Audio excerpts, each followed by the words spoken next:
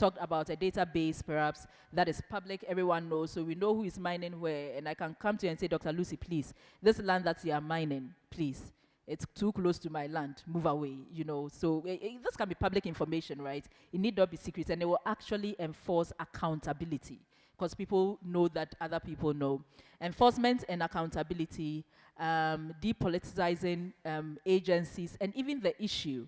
Too many times you see, and then, you know, sometimes I feel like it's being used as ping pong within the political community. This is a national security issue. We don't need to politicize it. So what somebody did doesn't matter. What somebody is going to do, let's deal with the issue at hand, because our survival is at stake, right? Trace financiers, this is what I'm very passionate about. And I've talked about the fact that if your equipment is Galamsey, we don't care that you don't know about it. We will put you in jail. And then improve coordination, community empowerment, strengthen traditional authority, and then support alternative livelihood. And this is one of the key things that we should look at, ensuring that rural communities have economies that are thriving, so that young people are not attracted to Galamsey, but they are attracted to more meaningful things. Technology and monitoring, use drones, GIS dashboards, community-based reporting tools, develop solutions to reclaim land and restore water bodies. So this is one of the areas that we can contribute to a lot as well. And then research and restoration, fund interdisciplinary research, pilot land reclamation and water restoration efforts. So our call to action from all of this is to move beyond crisis response to systemic change. What we are saying is it's action now, not in the future. It's now. Focus on communities, work with evidence, and then encourage long-term governance of these issues. And this symposium, I've said, is basically an opportunity for us to brainstorm these solutions, right? So some have been talked about, but we just want to hear more from you and to see how we can really task the various stakeholder groups to do what they ought to do. And then our next steps. So symposium, discussion, co-creating the national roadmap. That's what we are hoping for. So what the three of us do is, after all the conversations, we put it together and then extract the insights from it. So in your rooms, I know we'll have some breakout rooms. When we go in there, let's unpack, let's brainstorm, let's have ideas, because all of it is going to contribute to the white paper, the bigger narrative that we'll come up with. Engagement, we are going to disseminate the white paper, I've said. We'll extract pieces for various stakeholders, and with very clear calls to action, that this is what we expect you to do, and hopefully that will support the advocacy drive that is ongoing. The research agenda, mapping stakeholders, public health restoration models, and this I've talked a lot about, infusing technology, and basically every major in here has, you know, a role to play here. Student engagement, projects, tools, storytelling, etc. So all of this is, you know, what we are hoping to move forward with. And I leave you with, responsible mining isn't just about what's taken from the ground, but it's about what we leave behind. So thank you very much. So we'll take contributions, etc., on, you know, what has been discussed so far. Thank you so much, Dr. Senna. Shall we please appreciate her? A very powerful woman we have here. I was getting a bit teary when I was listening to the reflection, and the only thing that kept running through my head was, where did we go wrong? Riley said in the reflection, did the water gods fail us? Did our leaders fail us? Was it greed? Did our families fail us? Where did we go wrong? But I am curious to also know what your reflections are on everything that was said. So we are going to take the microphones round. You can just give me a wave, or give any of the ushers a wave. They'll bring the microphone to you. It could be a question, it could be a contribution, it could be your thought. Just share it, and we will address it. I'm tempted to mention some names, and so I'm sorry if I know your name. Okay, but I see a first hand up here. Please move some step. No, to your right side. Okay. Thank you so much.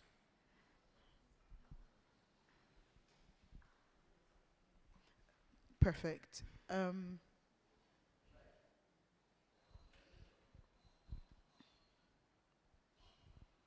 Please go ahead. Okay, so I'm saying something because no one is saying anything. Now, this is to the question whether the river gods failed us. This is a message to us. The river gods claim they did nothing because of the adage we always use that when your ward urinates or poos on your feet, you don't hurt them. And so they were wondering whether or not what to do with those who are destroying the river bodies. But back to serious business. I think that conscientization is something that we need to move into, especially as citizens. Leading into the election we just had, you realize that the politicians are beginning to feel that when the people rise, change can come and it can come hard.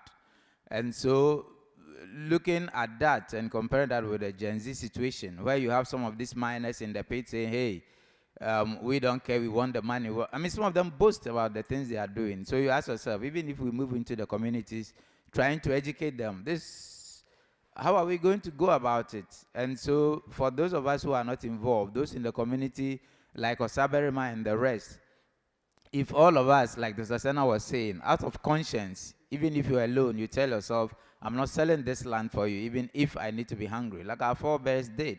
Some of them died, 28 February Crossroads, some were shot dead just because they stood for righteousness. And so I'm thinking that for those of us who have not gotten into that spoil, if we should stand up and then continuously, whether social media, getting out like fora like this, speaking up, it will sink down. And when we have to vote, I think that the media should help us make some of these issues a campaign promise where we have the politicians line up and then we put it to them. Tell us what you're going to do. And if you don't, even if you take a referendum to take you out within 3-4 months, we should stand up because we've all gotten to the point where we can tell that a lot of them who we give power to are involved in this. And so I think the power to stop this is with us, the people, not them who are making benefit of the spoils. Thank you. Very interesting contribution there. I'll take this next contribution.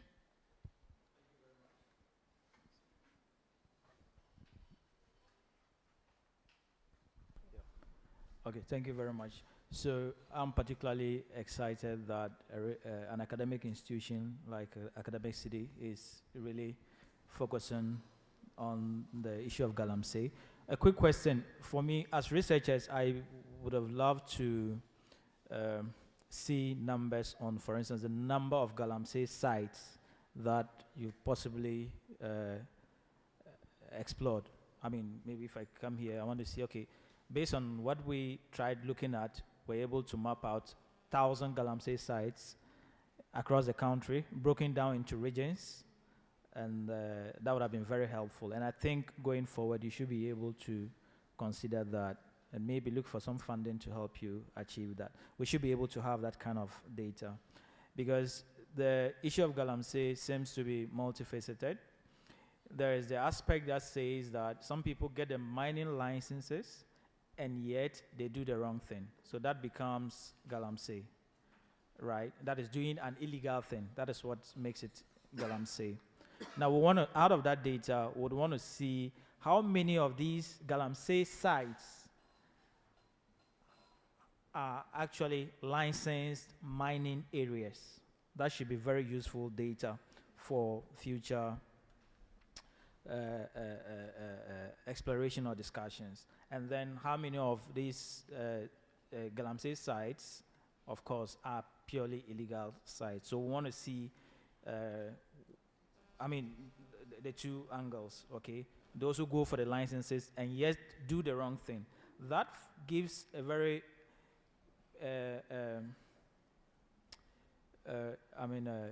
that puts focus on the work and assignments of the Minerals Commission, whether they are doing their monitoring well. Because if you give out licenses, you don't just go sit down. You should be able to tell us that out of these licenses we gave out, this number of people were engaged in illegal practices, and these people who had their licenses also were doing the right thing. We need that kind of data from an academic perspective. That would be very important, because right now we're all just shooting blindly. We don't know how many Galamsey sites we even have operating in this country at the moment. Even if we take Eastern region, which is just close by, we can't tell. Western North and all that. We should be able to have this kind of data and map it out in the various two forms. Of course, issues of the political economy, yes, is influenced by the big players. In our part of the world, you cannot dissociate the culture from the way we do things. You know, when big people of influence are doing the wrong thing, it's usually very difficult for law enforcement to bring them to check. So we need to also look at the political economy around the Galamsey areas. Looking at just focusing on the by-day workers, they are not the main Galamseyers. They only go in there because they need to survive. If the operators are not there, they would find something else to do. It's because someone is there and ready to pay them to do what they're doing. That is why you have them sitting there.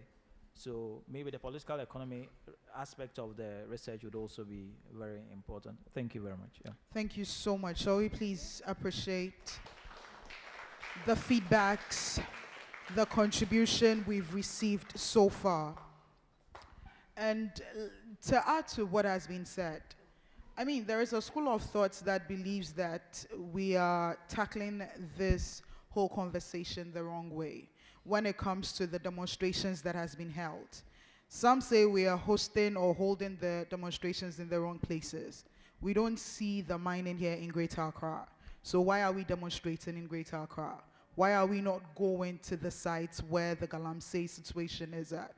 We are on X every day. We see it go up, skyrockets, the conversations, over 100K comments, day in, day out. But the people that are really involved in these, are they seeing it? Do they even understand the harm that they are causing? These are all conversations that keep springing up day in, day out. And so, again, it is very interesting to see how both the new media and traditional media would help us dissect into these conversations during the breakout session and during the panel discussion. We've heard from two gentlemen. Ladies. Okay, thank you very much. Thank you very much for the opportunity to speak. So I'm a recent graduate. And coming from a non-technical background in marketing, I sometimes wonder how I can make a real impact in the fight against Galamsey. So I want to know, I would like to know what practical steps or initiatives would you recommend for young graduates like me who wants to support sustainable development and community awareness? That's a very interesting question, and I can't wait to hear what our panel has to say about that.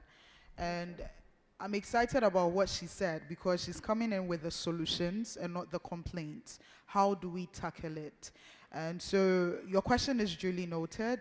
It would be addressed in due course. But if we don't have any other contribution question, okay, perfect. I see another hand up right down here. Please, if you can give a wave so we can bring the microphone. Okay, perfect. Hello. Right. So far, the conversation that we are having is about how it's directed towards how we can stop Galamsey. But I believe that realistically, there's no way we can stop Galamsey. And then Galamsey shouldn't be stopped. Because if we look at Ghana critically, we should come to terms to accept the fact that our mineral resources is a big shot to catapult our progress as a country. If we are going to make it, there's so much potential in our gold And so what we should do is that rather than looking at how everybody is scattered doing Galamsey and all that, we've had mining in this country before. The large-scale mining companies, Anglo Gold Ashanti, Newmont, Gold Star, they are doing mining and then they are generating a lot of revenue for the country. But then since there's a lot of money stuck up in the country, we can't have mining being done only in the large scale. There's opportunity for a good number of ordinary Ghanaians to also be doing mining. So what we should do is that we should set up standards of mining. Environmental Protection Agency, the Minerals Commission, the Ministry of Lands, and everybody, we should all come together and then set up a proper structure that we mine. Let's have standards. What these people do is that they just take their excavators, their Shangfang machines, and then we know that, oh, the Pra River has gold, but we don't know exactly where it is.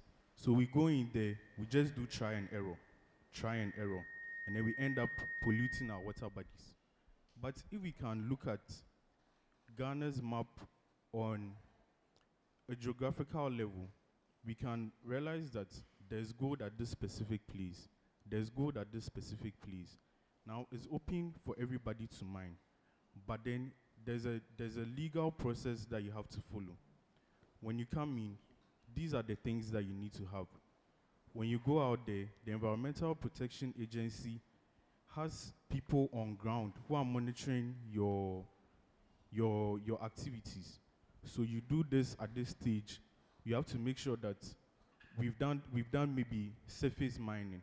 After the surface mining, the waste that's been generated, there's a well-structured way to collect that waste so that it doesn't spoil our environment. Right? So these are the things that we should be looking at. Galamsey cannot be stopped. Galamsey will continue to exist because there's a lot of money to be made out there and people need to make money. So let's just put the right structures in place and then let's all earn from it as a country. Thank you. Thank you so much. Shall we appreciate that very interesting angle brought up as well? And I love the theme for today, uncovering treasures in responsible mining. Okay, there is also a hand up here before I contribute to what he said. Good morning, and thank you for organizing this very important symposium. I was a little confused by what has just been said, and I think we need to understand what we mean by Galamsey. Because if you understand by Galamsey illegal mining, and then what you are saying is that you shouldn't stop illegal mining, that to me is problematic. So perhaps we need to understand what we mean by Galamsey. We did say that in the past, it meant come and gather. They use hand tools, not heavy duty machinery. And then I think we have to be absolutely clear that it's not as if there's no mining regime in Ghana. Ghana is, it's not a country in the jungle. There is a mining regime. There are laws and regulations. The challenge we have is that the laws and regulations are being flouted. The mining regime is weak. So it's not as if you just get a license and you're just supposed to go and dig willy-nilly everywhere. What is happening is that the enforcement regime is weak. And even lots of people don't even know what you need to do before you can start digging. So that is the problem. It has more to do with enforcement. But I'll be very sad that we are thinking that criminal activity should be continued. That would sadden me. If we know what is being done, the poisoning of our water bodies, the degradation of Ghana. And let me say this, the water you gave out today, the fact that water is transparent doesn't mean that it's safe to drink. Thank you very much. Thank you so much. Right. So, okay, I see. Very interesting. Before the microphone goes up, one of the things I wanted to comment on is us understanding the difference between small-scale mining and illegal mining. I think it is a conversation that we keep misconstruing or misunderstanding. What are the difference between these two? Are those who even have the license doing it right, or are we doing it wrong? Then we move to the conversation of what are the regulations looking like? and what are the monitoring process of these people who have been given the license to mine. But I'm sure we will delve deeper into that conversation during the breakout session and the panel discussion. Please go ahead. Hi. Yeah, I think we're having a really important conversation. So I grew up in Takwa. I'm very familiar with the issue of Galamsey. I have friends that do it. And I always think about also how I can support it. And I like that we're talking about system thinking, because that's really the only way we can move forward. Right. I think that maybe for me, the way I perceive the issue is that the only way that we can come up with a very pragmatic solution is only if we can understand the true impact of Galamsey and the true cost of Galamsey. And what I mean by that is that we have to be able to understand how much truly is Galamsey, what is the true cost of Galamsey. So if I could give a quick example, we did a research, I think in Zimbabwe or Botswana, where we were looking at similar thing, but from the biodiversity point of view. And when we interviewed these local communities and we would ask them, so we were sort of like trying to understand the true cost of forest products, right? And when we would talk to this local women, they would say, oh, well, we get the firewoods for free. And then we're like, well, yeah, that's for now, but think about how much you're going to have to pay for it if you were to be buying all the woods that you're cutting down. So that's kind of like an example that I'm just trying to give. And that way we can be able to understand that we can now go to local communities and help them understand that this is how much value you're losing or you're gaining through Galamsey. And this is also the true impact that Galamsey is having on not just local community, but also like from the economic standpoint, what my brother was trying to explain. So if we can understand how much we're losing or gaining through Galamsey versus how much true impact in terms of socioeconomic impacts, then maybe we can be able to say, hey, based on the numbers or based on the impact metrics, this is the best way to move forward. So that's just something that I wanted to comment. Very interesting. So this is very practical and realistic, because he is coming from a community that does a lot of mining. And I'm interested to hear some of the contributions and feedback after the breakout session that would be coming out. Do we have any other person who has a contribution, question, or insight on what was read? Okay, so I'll quickly want us to acknowledge the presence of these dignitaries or personalities amongst us today. We have amongst us Engineer Michael Ali, Director of Mining at Environmental Protection Agency. Shall we please acknowledge him with a round of applause? Thank you, thank you. We also have in here Mr. Kofi Abua, General Secretary of Ghana Journalists Association. And then the very gorgeous evergreen Awula Sewa, Coordinator of Eco-Conscious Citizens. Thank you so much. We also have a couple of academic city exec members. We have Mr. Tanko seated amongst this as well. We have the registrar, Ms. Kukwa, at the far back. We also have the Dean for Engineering Department, Prof. Nyako, Benjamin Nyako, in there as well. We have the HOD for Biomedical Engineering, Dr. Hefsi, seated here as well. Oh, and we also have Mr. Pavariani at the far back joining us as well, the Director of Strategy here at Academic City University. So I'm going to call on Dr. Hefsi to help us navigate how the breakout session is going to look like. We are not wasting any much time. I see the hunger and zeal in our eyes to understand, jump on, and then dig deep about what we are talking about today. And so Dr. Hefsi, please help us navigate how the breakout session is going to look like. Thank you, Lorna. Okay, so we've just acknowledged our three special invited guests who will serve as the panel members when we come back from the breakout sessions. So there will be 3 breakout rooms that we're going into, and each of our panelists will be in each of these rooms taking in the contributions and the conversations which will feed into the discussions that we'll come back and have after those breakouts. We'll be using 3 rooms, A3, A1, and A2, and our very lovely volunteers at the back will guide each group into the rooms that we need to go into. Each room would have a facilitator, and then, of course, our external guests would be observing the discussions as well. So, A3, we will be talking about the environmental and health impacts. So, anything around water, land considerations, public health, etc. And that would be observed by the Environmental Protection Agency. A1 will have the Ghana Journalists Association observing those discussions, and we're talking about social intervention. So the socio-economic issues and considerations, socio-cultural issues and considerations, and all things media-led initiatives related. And then finally in U2, we'll be talking about citizen engagement and involvement, and that will be observed by our eco-conscious citizen rep. So each of the volunteers will be taking a small group into each of these rooms, and you can elaborate further on these areas. Thank you so much. Please, did we get the breakout session and where each person would be in the various rooms mentioned? Do we need clarity on it, or are we okay? We're good? We need clarity? Okay, Dr. Hefsi, I'll bring the microphone right back to you.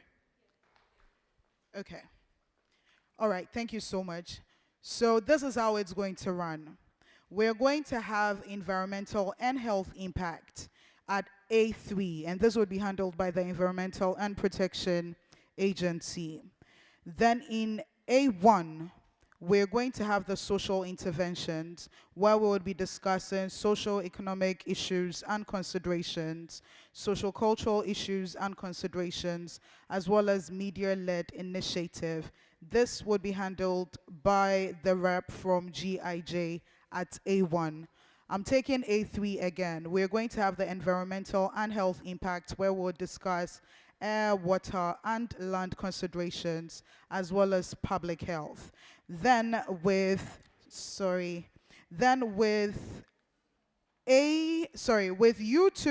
we will be having the citizen engagement and involvement, where we look at the community-led initiatives, data trends, and fact policy interventions, as well as legislation and enforcement. That would be at U2, where we would have the rep from Eco-Consciousness Citizens. A3, we have the environmental and health impact. A1, we have the social interventions. U2, we have the citizen engagement and involvement. And so if the ushers are ready,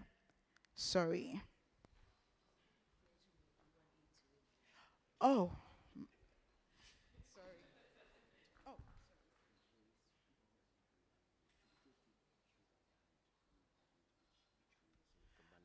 Right. So I'm torn between 2 things now, but we'll figure it out. Let us see by hand those who are interested in joining the environment and health impact. Environment and health impact.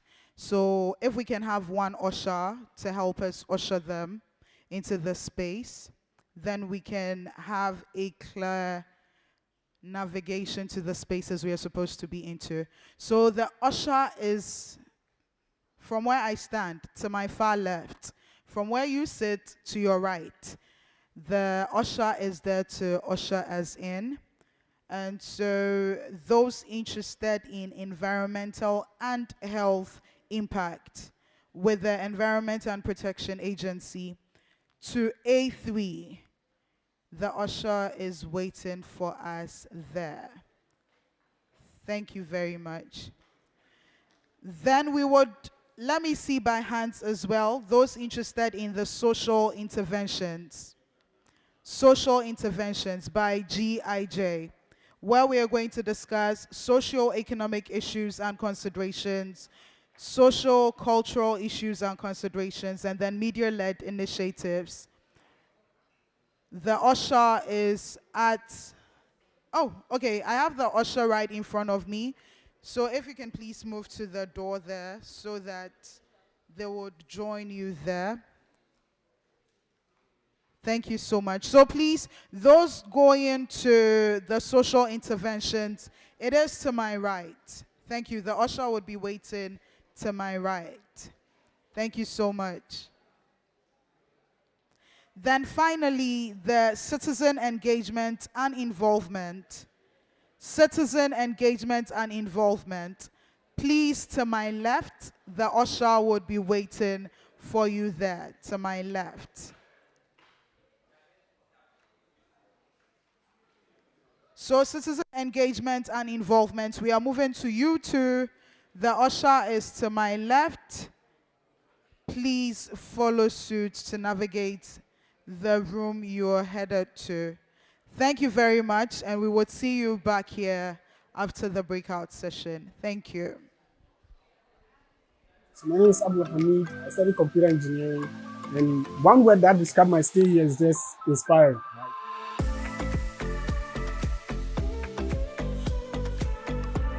And finding yourself in the right environment actually doubles your effort.